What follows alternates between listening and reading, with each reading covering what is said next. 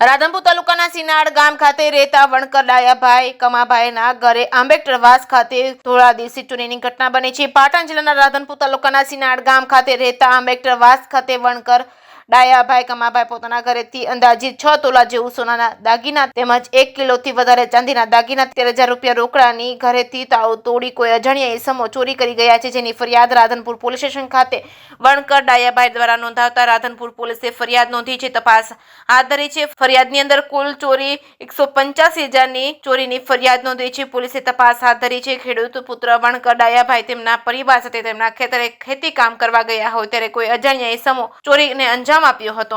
જે કેસની ગુજરાતી સાથે મનુ ઠક્કર, રાધનપુર। ડાયાભાઈ કમાભાઈ, ગામ સિનાડ, તાલુકો રાધનપુર, જિલ્લો પાટણનો રહીશ છું।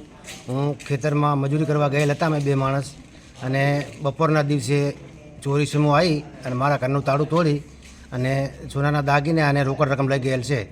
કુલ સોનું 100 તોલા સોનું, 1 કિલા ઉપર ચાંદી અને 70,000 રોકડ રકમ સાહેબ લઈ ગયેલ છે મારા ઘરમાંથી। મારા ઘરના જ્યારે આવ્યા ત્યારે જોયું તો ઘરનું તાળું તૂટેલું હતું, વીર વિખેર સામાન પડ્યો હતો। પછી મારા ઘરના બહાર જઈને બૂમ પાડીને માણસોને બોલાયા તે ગામના સરપંચ, ડેલિકેટી બધા આવી અને પછી તપાસ કરીને અમે રાધનપુર પોલીસ સ્ટેશનમાં ફરિયાદ નોંધાઈ સાહેબ।